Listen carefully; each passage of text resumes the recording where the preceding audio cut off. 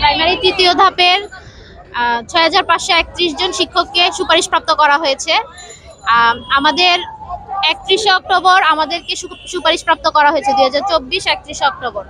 এরপরে আমরা সুপারিশপ্রাপ্ত করার পর প্রত্যেকটা জেলা পর্যায়ে যেভাবে জেলা পর্যায়ে জেলা শিক্ষা অফিসে প্রসিডিউরগুলো কমপ্লিট করার কথা আমরা সব কমপ্লিট করেছি। আমাদের পুলিশ ভেরিফিকেশন হয়েছে, আমাদের মেডিকেল হয়েছে, যত কাগজপত্র জমা দেওয়ার সব জমা দেওয়ার পরে আমাদের কিছু কিছু উপজেলায় আমাদের নিয়োগপত্র চলে এসেছে। তার ঠিক পরেই আদালত থেকে আমাদের এই নিয়োগটা স্থগিত করা হয়। স্থগিত করার পর আমরা পরপর 7টা হিয়ারিং করি। 7টা হিয়ারিং এর পর 15 জানুয়ারি আমাদের সর্বশেষ হিয়ারিং ছিল।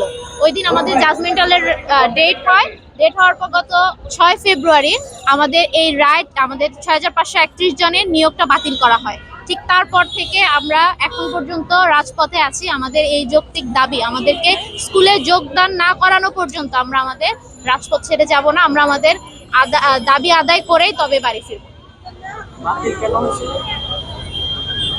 আমাদেরকে এই সরকারি নিয়োগ করেছে, সুপারিশপ্রাপ্ত করেছে ৬৫৩১ জনকে, এবং এই সরকারি আমাদেরকে আমাদের এই নিয়োগটা বাতিল করা হয়েছে।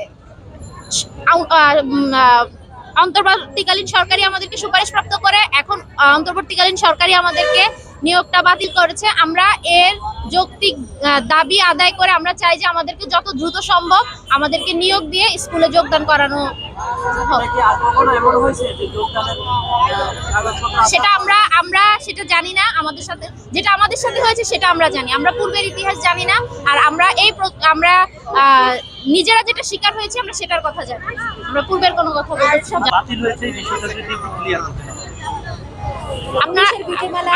আপনারা জানেন যে প্রাইমারির নিয়োগটা 3টি ধাপে হয়।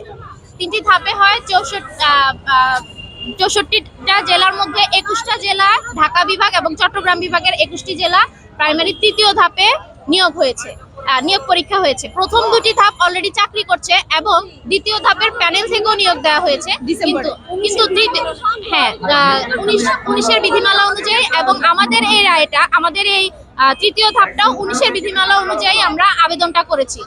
কিন্তু আমাদেরকে এখন আমাদের এই রায়টা বাতিল করা হয়েছে নতুন প্রজ্ঞাপন দেখিয়ে, যে 93% মেধা এবং 7% কোটা দেখিয়ে আমাদের এই রায়টা বাতিল করা হয়েছে।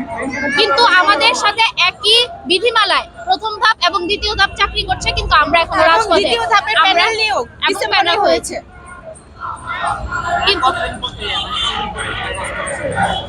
আমরা গত 6 ফেব্রুয়ারি থেকে এখন পর্যন্ত রাজপথে আছি।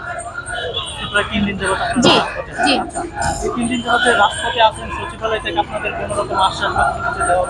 জি না, আমাদেরকে এখন, তবে আমাদের একটি প্রতিনিধি টিম অলরেডি আমাদের প্রধান উপদেষ্টা স্যারের সাথে দেখা করতে গিয়েছেন, ওনারা সেখানে আছেন। আমরা যৌক্তিক দাবি নিয়ে আছি। ইনশাআল্লাহ এই সরকার আমাদেরকে সুপারিশপ্রাপ্ত করেছে। 31 অক্টোবর আমাদেরকে সুপারিশপ্রাপ্ত করা হয়েছে। তার মানে কি অন্তর্বর্তীকালীন সরকারই আমাদেরকে সুপারিশপ্রাপ্ত করেছে।